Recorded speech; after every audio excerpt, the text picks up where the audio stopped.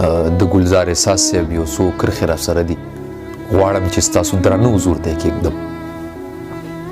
احساس صاحب وایي چې ته یې سرداره د جنت د حورو، ته یې سرداره د جنت د حورو، ستا حسن بې مثال د سترګې برېښۍ، ستا وړاندې سپینه سپوږمۍ ته تشیاو، خدای چې د کل جهان کړ حسن نچوړ، بیا یې پیدا کړې ته له دې نچوړه، ستا وړاندې حسن د دې ټولې دنیا سرونه ټیټ لکه غلام ودرېږي، ستا د سرو لبو برکت دی چې خدای په دې دنیا کې سره ګلان پیدا کړل،